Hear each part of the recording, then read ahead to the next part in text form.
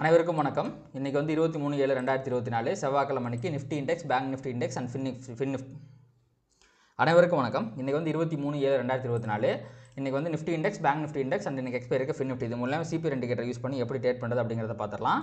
And இதுக்கு முன்னாடி வந்து பார்த்தீங்கன்னா நம்ம நேற்று யூஎஸ் மார்க்கெட்டில் என்னாச்சு அப்படிங்கிறத பார்க்கும்போது டவ் ஜோன்ஸ் வந்து பார்த்தீங்க அப்படின்னா ஒரு 0.32% மேலே போயிருக்கான். S&P வந்து பார்த்தீங்கன்னா 1% அப்பு அண்ட் நாஸ்டாக்குமே வந்து பார்த்தீங்கன்னா உங்களுக்கு வந்து ஒரு 1.5% அப்பு நல்ல ஒரு ரேலி கொடுத்துருக்காங்க. இது ரொம்ப முக்கியம் கிடையாது. விக்ஸ் பார்த்தீங்கன்னா 10% கீழே விழுந்திருக்கு. ஃப்ரைடே அன்னைக்கு ஹியூஜ் வால்டாலிட்டியில் செம்மையாக கீழே இருந்து பயங்கரமாக மேலே போய் 16-17 சுற்றிட்டு இருந்தான். இப்போ வந்து 10% டவுன் ஆகி 15 பக்கமாக வந்துட்டான். 14.91ங்கிற மாதிரி முடிஞ்சிருக்கான். அண்ட் என்றைக்குமே மார்க்கெட் மேலே போகும்போது விக்ஸ் கம்மியாகுது அப்படின்னா சஸ்டைனபிளாக அந்த ரேலி இருக்கிறதுக்கான வாய்ப்புகள் இருக்குது அப்படிங்கிறதா இண்டிகேஷன். ஸோ ஃபர்தராக மார்க்கெட்டில் யூஎஸில் மார்க்கெட் வந்து ரேலி ஆகிறதுக்கான வாய்ப்புகள் இருக்குது. அண்ட் இந்த 2 நாள் கேப்பில் வந்து பார்த்திங்கன்னா என்ன நடந்துச்சு அப்படிங்கிறத பார்க்கும்போது இப்போ உங்கள் எல்லாத்துக்குமே தெரியும் யூஎஸில் எலெக்ஷன் நடந்துகிட்ருக்கு. அதில் வந்து பார்த்திங்கன்னா ட்ரம்ப்பும் ஜோ பைடனும் தான் வந்து பார்த்திங்கன்னா ஃப்ரைடே வரைக்கும் வந்து பார்த்திங்கன்னா போட்டியாளராக இருந்தாங்க அடுத்த பிரசிடென்ட்டுக்கு. இதில் வந்து பார்த்திங்கன்னா திடீர்னு ஜோ பைடன் வந்து பேக் அடிச்சிட்டாரு. நான் வந்து வித்ட்ரா பண்ணிக்கிறேன் நாமினேஷன் இருந்து அப்படின்ட்டு அவர் வந்து வெளியே போயிட்டார். இப்போது அவருக்கு பதிலாக இப்போ வந்து வைஸ் பிரசிடென்ட்டாக இருக்கிற கமலா ஹாரிஸ் தான் வந்து பார்த்திங்கன்னா ட்ரம்ப்பை எதிர்த்து போட்டி போட போகிறாங்க. இது வந்து பார்த்திங்கன்னா அமெரிக்காவில் வந்து ஒரு எலெக்ஷன் பேஸ்டாக அரசியல் ரீதியாக நடந்த முக்கியமான நிகழ்வாக பார்க்கப்படுது. மேபி அதுக்கான ஒரு ரியாக்ஷனாக கூட இது இருக்கிறதுக்கான வாய்ப்புகள் எல்லாமே இருக்குது. ஸோ இது வந்து நல்லதா கெட்டதா அப்படிங்கிறது தெரியல. ஆனால் என்னை பொறுத்த வரைக்கும் வந்து பார்த்திங்கன்னா ஜோ பைடன் நின்றுருந்தார் அப்படின்னா அவருக்கு ஆல்ரெடி கொஞ்சம் வந்து மறதி எல்லாம் வர்ற மாதிரி நான் கேள்விப்பட்டேன். ஸோ அந்த மாதிரி இருக்கும்போது அவர் கொஞ்சம் வீக்கர் கேண்டிடேட் தான் இருந்தார். மேபி இப்போ கமலா ஹாரிஸ் புஷ் பண்ணும்போது அவங்க வந்து பார்த்திங்கன்னா கொஞ்சம் டொனால்ட் ட்ரம்ப்புக்கு வந்து ஸ்ட்ராங்கர் ஆப்போசிஷனாக மாறதுக்கான எல்லா வாய்ப்புகளுமே இருக்குது. அண்ட் அது மேபி வந்து பார்த்திங்கன்னா மார்க்கெட்டுக்கு வந்து ஒரு பாசிட்டிவிட்டியை கொண்டு வரலாம். ஏன்னா அமெரிக்காவில் என்றைக்குமே பிரச்சனை இல்லைங்க. பாராளுமன்றம்லாம் வராது. ஒன்று இவங்க ஜெயிப்பாங்க இல்லை அவங்க ஜெயிப்பாங்க, அது பிரச்சனை இல்லை. மேபி அதோட ரியாக்ஷனாக இருக்கலாம் அப்படிங்கிறது என்னுடைய ஒரு சின்ன கருத்து. அண்ட் ரெண்டாவது வந்து பார்த்திங்க அப்படின்னா இது வந்து இப்போதைக்கு குளோபல் மார்க்கெட்டில் யூஎஸ் மார்க்கெட்டை பார்க்கும்போது பாசிட்டிவாக இருக்கிறான். அண்ட் ஏடிஆரை பொறுத்த வரைக்கும் உங்களுக்கு பார்த்திங்கன்னா இன்ஃபோசிஸ் பாசிட்டிவாக முடிச்சிருக்கான், ஐசிஐசிஐ ஃப்ளாட்டாக முடிச்சிருக்கான், HDFC பேங்க் வந்து பாசிட்டிவாக முடிச்சிருக்கான், விப்ரோ மட்டும் டவுனில் போயிட்டான். ஸோ அகைன் அவன் வந்து டவுன் ஆகிருக்கான். அப்படி வந்து ஒஸ்ட் ரிசல்ட்டை கொடுத்துட்டான்னு எனக்கு தெரில. ஏன்னா இங்கே வந்து 9% டவுன் ஆயிருந்தான், அங்கேயுமே அவன் டவுனில் தான் இருந்தான். ஸோ அது பிரச்சனை கிடையாது. இப்போ ஐசிஐசி வந்து பார்த்திங்கன்னா 0.6% வந்து பார்த்திங்க அப்படின்னா நெகட்டிவில் இருந்துச்சு. இங்கே வந்து பார்த்திங்கன்னா 0.5% பாசிட்டிவாக முடிச்சிருக்கான். விப்ரோ 1.5% டவுன் விட்டுருங்க, அது வந்து ஆல்ரெடி வந்து 9% டவுனில் இருந்தான். அதே மாதிரி இந்தியன் மார்க்கெட்டில் அவன் டவுன் ஆகிட்டான். இப்போ வந்து அகைன் வந்து பார்த்திங்கன்னா வந்து ஒரு 1.5% தான் டவுனாக இருக்கான். ஸோ இது பெரிய இம்பாக்டை கிரியேட் பண்ணாது. ஐசிஐசி வந்து பார்த்திங்கன்னா நமக்கு வந்து இதுக்கு முன்னாடி வந்து பார்த்திங்கன்னா இன்ஃபோசிஸ் சொன்னேன் நான், அது 1% அப்பு, இங்கே வந்து 0.5% அப்பு. ஐசிஐசி வந்து ஃப்ளாட்டாக முடிச்சிருந்தா, இங்கே வந்து பார்த்திங்கன்னா 0.5% நெகட்டிவாக முடிச்சிருந்தா ஓகே. அண்ட் HDFC வந்து 2% பாசிட்டிவ், இங்கேயுமே 2% பாசிட்டிவ். அப்போ ஏடிஆரில் வந்து பார்த்திங்கன்னா எல்லாமே வந்து இந்தியன் மார்க்கெட்டை ஒட்டி தான் வந்து முடிஞ்சிருக்கு. அண்ட் ரிலையன்ஸுமே வந்து பார்த்திங்கன்னா ரிசல்ட் வந்து இம்பாக்ட் ஆகிட்டதுனால திருப்பி நம்ம ஜிடிஆரை பார்க்க தேவையில்லை.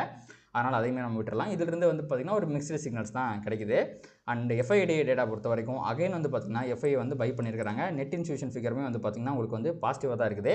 அதனால் இதுவுமே ஒரு பாசிட்டிவான விஷயம் தான். அண்ட் இப்போதைக்கு வேர்ல்டு மார்க்கெட் ஃபியூச்சர்ஸை பார்க்கும்போது உங்களுக்கு வந்து யூஎஸில் இருக்கிற எல்லாமே வந்து பார்த்திங்கன்னா லைட்டாக நெகட்டிவாக இருக்காங்க. நேற்று நல்லா பாசிட்டிவ் ஆகிட்டு இப்போ லைட்டாக நெகட்டிவாக இருக்காங்க.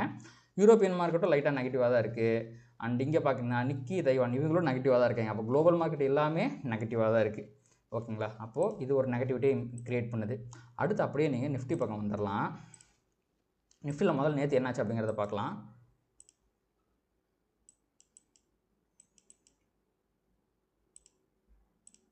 எஸ், உங்களுக்கு வந்து பார்த்திங்கன்னா நேற்று ஒரு டிசைனிங் சிபிஆர் ஃபார்ம் ஆயிருந்துச்சு. ப்ரைஸால் அகைன் வந்து பார்த்திங்கன்னா மேலெலாம் போய் க்ளோஸ் வைக்க முடியல, சிபிஆர் தாண்டி மேலெலாம் க்ளோஸ் வைக்க முடியல. அவன் கன்சால்டேஷன்லேயே தான் முடிஞ்சிருக்கிறான், ப்ரீவியஸ் லோ கிட்ட முடிஞ்சிருக்கிறான். ஓகேங்களா? இன்றைக்கி வந்து இவ்வளோ நேரம் நான் வந்து அதை பற்றி பேசவே இல்லை, இப்போ தான் ஃபஸ்ட் டைம் பேச போகிறேன். இன்றைக்கி இந்தியாவோட யூனியன் பட்ஜெட் டே. ஓகேங்களா? இப்போ நம்ம என்ன வேணால் அனலிசிஸ் பண்ணலாம். நிஃப்டி இந்த மாதிரி தெரியுது, பேங்க் நிஃப்டி இந்த மாதிரி தெரியுது, இவன் இப்படி போனால் அப்படி போகிறதுக்கு வாய்ப்பு இருக்குது, அப்படி போனால் இப்படி போகிறதுக்கு வாய்ப்பு இருக்குது, இது ஹை ப்ராபபிள் ட்ரேட், இது லோ ப்ராபபிள் ட்ரேட், இது எதுவுமே இன்றைக்கி வேலைக்கு ஆகாது. இன்றைக்கி நடக்க போகிற ப்ரைஸ் ஆக்ஷன் எல்லாமே வந்து பார்த்திங்கன்னா நம்மளுடைய ஃபினான்ஸ் மினிஸ்டரோட வாயிலிருந்து வர ப்ரைஸ் ஆக்ஷனாக இருக்கும். அவங்க ஏதாவது பாசிட்டிவாக சொன்னாங்கன்னா பாசிட்டிவான ப்ரைஸ் ஆக்ஷன் நடக்கும், நெகட்டிவாக சொன்னாங்கன்னா நெகட்டிவான ப்ரைஸ் ஆக்ஷன் நடக்கும். அது பாசிட்டிவாக நெகட்டிவாக அப்படிங்கிறது அவங்க சொன்னதுக்கப்புறம் தான் நம்மளுக்கு தெரியும், இப்போயே கணிக்க முடியாது. அதனால் இப்போதைக்கு இதை பார்த்து எந்த ஒரு பிரயோஜனமும் கிடையாது. என்றைக்குமே ஈவெண்ட் டே அன்னைக்கு ப்ரைஸ் ஆக்ஷன் ரெஸ்பெக்ட் பண்ணப்படாது. இன்றைக்கி நீங்கள் வந்து பார்த்தீங்க அப்படின்னா இங்கே இப்போ உதாரணத்துக்கு இன்றைக்கி தான் வந்து நான் டுமாரோ சிபிஆர் வந்து ஆன் பண்ணுறேன், இந்த பேங்க் நிஃப்டியில் நான் ஆன் பண்ணியிருக்கேன். ஓகேங்களா? இன்றைக்கி வந்து டிசைனிங் சிபிஆர் ஃபார்ம் ஆயிருக்கு. ஸோ மார்க்கெட் வந்து ஃபாலோ ஆகணும். ஆனால் இன்றைக்கி நிர்மலா சீதாராமன் வந்து ஏதாவது ஒரு நல்ல நியூஸை கொடுத்துட்டாங்கன்னு வைங்களேன், மார்க்கெட் வந்து மேலே போகாமல் இருக்குமா? கண்டிப்பாக போகும்.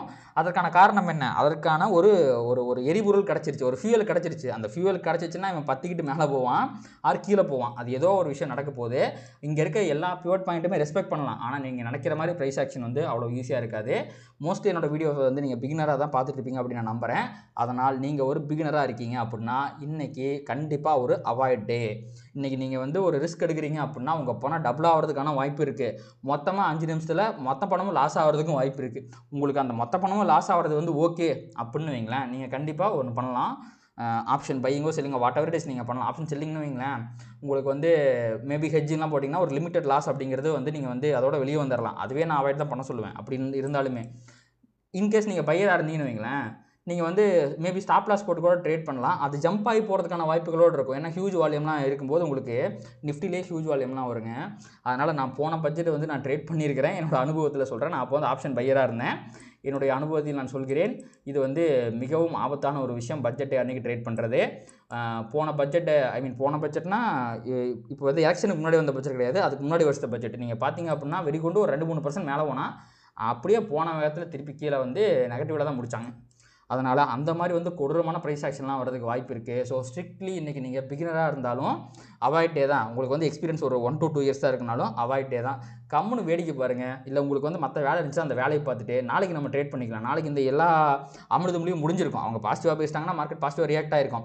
நாளைக்கு அது மேபி பாசிட்டிவாக இருக்கிறதுக்கு வாய்ப்பு இருக்குது. டெக்னிக்கல் அனாலிசிஸ் வந்து ஒர்க் ஆகிறதுக்கு எல்லா சான்சஸுமே இருக்குது. ஆனால் இன்றைக்கி நான் ஒர்க் ஆகாதுன்னா என்னமே சொல்லலை. ஆனால் அவங்க திடீர்னு ஏதாவது ஒரு குண்டை போட்டாங்க, இல்லை வந்து பாசிட்டிவாக சொல்லிட்டாங்க அப்படின்னா அதுக்கேற்ற மாதிரி அவன் ரியாக்ட் ஆகிடுவான். இன்றைக்கி வந்து ஸோ சுத்தமாக டெக்னிக்கலை வந்து பெருசாக சஸ்டைனபுளாக மதிக்காத நாட்கள்னு சொல்லலாம். மேபி மதிக்கலாம், உங்களுக்கு தேவையான மூவ்ஸையும் கொடுக்கலாம். பட் அது வந்து ரிஸ்க், டூ மச் ஆஃப் ரிஸ்க்குன்னு எனக்கு தோணுது. அதனால் நானே இன்றைக்கி வந்து கண்டிப்பாக நான் வந்து ட்ரேடே எடுக்க போகிறது கிடையாது. ஜாலியாக வந்து பார்த்துட்டு தான் இருக்க போகிற மார்க்கெட்டை. நான் வந்து உங்களுக்கும் அதான் சஜஸ்ட் பண்ணுறேன். உங்களோட ஹார்ட் ஏர்ன் மணியை அதிகமான ஆசைக்கு வந்து இழந்துடாதீங்க, அதிகமாக ஆசைப்பட்டு இழந்துடாதீங்க. ஸோ இன்றைக்கி வாட் எவர் இட் இஸ், என்ன அனாலிசிஸாக இருந்தாலும் ஜாலியாக அது ஒர்க் ஆகுதா இல்லையா அப்படிங்கிறத மட்டும் பார்த்துட்டுருங்க. அதுவும் இல்லாமல் விக்ஸுமே கொலாப்ஸ் ஆகிறதுக்கு வாய்ப்பு இருக்குது. நீங்கள் நேற்று யாராவது வந்து பார்த்திங்கன்னா இந்த லாங் ஸ்ட்ராடல்னு ஒரு ஸ்ட்ராட்டஜி இருக்குது.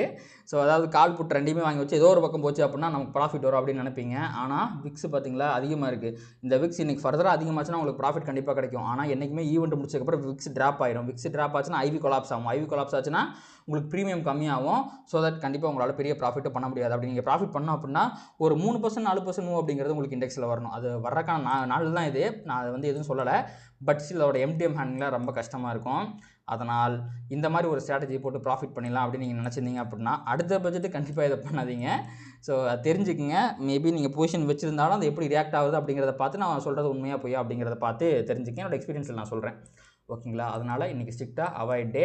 இன்றைக்கி வந்து மார்க்கெட்டை நம்ம வந்து நீங்கள் ஃப்ரீயாக இருந்தீங்கன்னா மார்க்கெட்டை ஜாலியாக பார்த்து ரசிக்க வேண்டிய நாள். சப்போஸ் நீங்கள் பிஸியாக இருந்தீங்கன்னா அந்த வேலையில் ரொம்ப ஃபோக்கஸ்டோட பண்ண வேண்டிய நாட்கள். ஏதாவது பெண்டிங் ஒர்க்லாம் இருந்துச்சுன்னா மார்க்கெட்டை மறந்துட்டு வேலைக்கு போகிற ஆளாக இருந்தீங்கன்னா சொல்கிறேன், மார்க்கெட்டை மறந்துட்டு ஜாலியாக போய் அந்த வேலையை முடிச்சு வைங்க. நாளைக்கு நம்ம மார்க்கெட்டை பார்த்துக்கலாம். ஸோ நீங்கள் வந்து ஒரு டெய்லியும் வந்து ட்ரேட் பண்ணிக்கிட்டு இருக்க ஆளாக இருந்தாலுமே சரி, இன்றைக்கி அதற்கான நாள் கிடையாது அப்படிங்கிறத மட்டும் புரிஞ்சுக்குங்க. அண்ட் உங்களுடைய கேபிட்டலை ப்ரிசர்வ் பண்ணி வச்சுக்கோங்க. நாளைக்கு நம்ம பார்த்துக்கலாம். ஒன் டேயில் நம்மளால் என்றைக்குமே பெருசாக சம்பாதிக்க முடியாது. சப்போஸ் அது லக்கில் வந்து ஒரு நாள் நீங்கள் பெருசாக சம்பாதிச்சிட்டாலும் அதை என்றைக்குமே கண்டினியூஸாக பண்ண முடியாது. அதனால் பெரிய இம்பேக்டை க்ரியேட் பண்ணாது இந்த நாள் அப்படிங்கிறது. ஸோ ஃப்ரீயாக விட்டு ஜாலியாக இருங்க. அண்ட் இதோட நம்ம இந்த வீடியோ முடிச்சுக்கலாம். இந்த வீடியோ உங்களுக்கு யூஸ்ஃபுல்லாக இருந்துச்சு அப்படின்னா லைக் பண்ணுங்கள், கமெண்ட் பண்ணுங்கள், ட்ரேட் பண்ணுற மற்ற நண்பர்களுக்கு ஷேர் பண்ணுங்கள். அது யூடியூபில் நம்ம ட்ரிகர் பண்ணி நம்ம நிறையா வேலை நம்ம சேனலுக்கு கொண்டு வந்து சேர்க்கும். நன்றி.